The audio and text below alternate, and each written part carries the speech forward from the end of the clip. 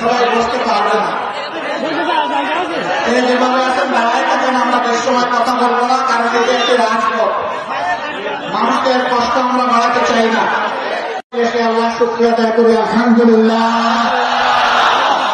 আসমান জমিনের মালিক, তুমি সাক্ষীকে থাকো, আমরা তোমারই শুকরিয়া আদায় করছি। এই জমিনে বিগত আন্দোলনের নেতৃত্ব দিয়েছে আমাদের পরিবার টুকরা সন্তানেরা, বাংলাদেশের যুবক যুবতীরা। আমি তাদের প্রতি আমার ভালোবাসা উজাড় করে দিচ্ছি। এই বিপ্লব সফল করার জন্য আমি তাদেরকে সেলুট জানাচ্ছি। আমাদের পক্ষ থেকে, দেশবাসীর পক্ষ থেকে আমি তাদের প্রতি কৃতজ্ঞতা জ্ঞাপন করছি। তারা আমাদের গর্বের সন্তান, আমরা এর জন্য গর্বিত। তারা মুক্তির স্বাদ এই জাতিকে এনে দিয়েছে। মহান রব্বুল আলামিনের দরবারে দোয়া করি, এদের হাতকে আল্লাহ তাআলা যেন আগামীতে আরো শক্তিশালী করে দেয়। এরা যেন এক একটা বীর হয়ে আজীবন বেঁচে থাকতে পারে।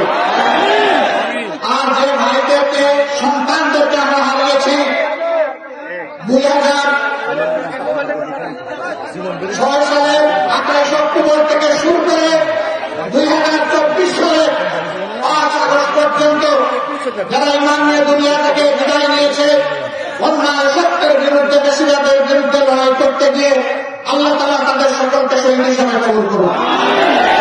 গত 3 দিন আগে নৃশংসভাবে একজন আইনজীবীকে চট্টগ্রাম আদালত থেকে অপহরণ করে নিয়ে খুন করা হয়েছে।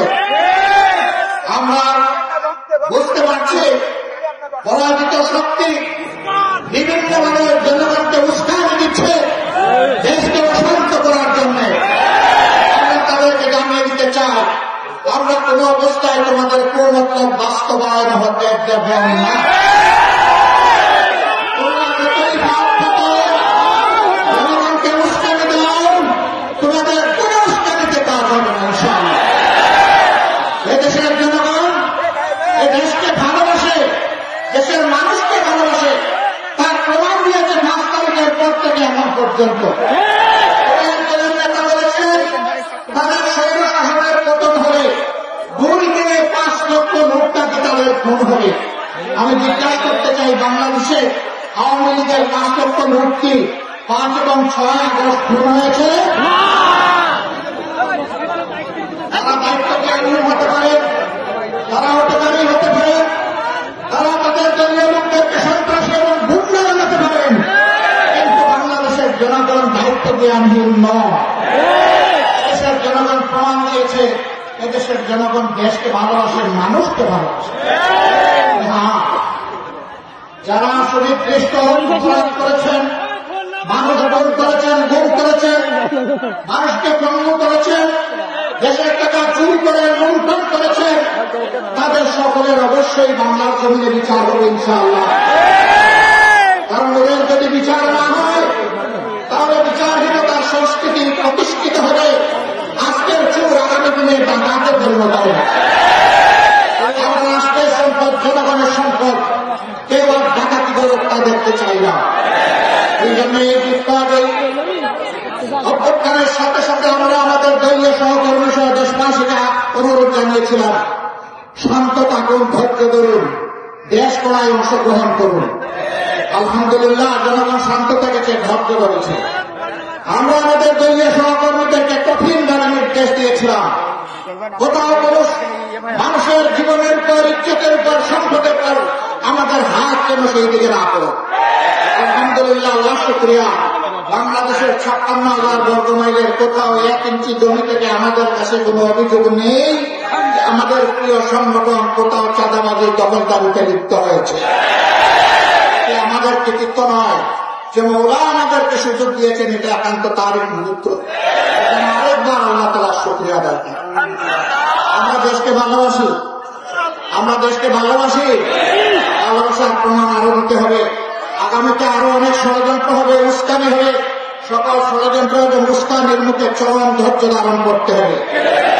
পরীক্ষা আমাদের শেষ হয় নাই, দুনিয়া যতদিন থাকবে মুমিনদেরকে ততদিন ধৈর্যের পরীক্ষা দিতে হবে ইনশাআল্লাহ। আপনারা এই 700 সেই ধৈর্যের পরীক্ষা দিতে রাজি আছেন? আমার পূর্ণ বিজয় দেশের মুক্তিকামী মানুষের প্রিয় ঠিকানায় না আসা পর্যন্ত এই ধৈর্যের পরীক্ষা দিয়ে যেতে হবে ইনশাআল্লাহ। আমরা নির্বাচন নিয়ে কোনো কথা বলতে আজকে আসি নাই।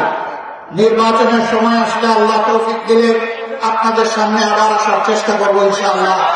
আজকে মেসেজ শুধু এতটুকু যে আসুন ইস্পাতহীন জনগণের ঐক্য যেভাবে স্বৈরাচারকে বাংলাদেশ থেকে তাড়িয়ে দিয়েছে, সেই ইস্পাতহীন ঐক্যের মাধ্যমে আমরা চূড়ান্ত মুক্তির সংগ্রামের দিকে এগিয়ে যাই। আল্লাহ আমাদেরকে সাহায্য করুন। আগামী দিনের মুক্তির লড়াইয়ের সংগ্রামের রাজপথে আবারও দেখা হবে আপনাদের সাথে ইনশাআল্লাহ। বাংলাদেশ জিন্দাবাদ, বাংলাদেশ জামাতে ইসলামী জিন্দাবাদ। আসসালামু আলাইকুম ওয়া রাহমাতুল্লাহ।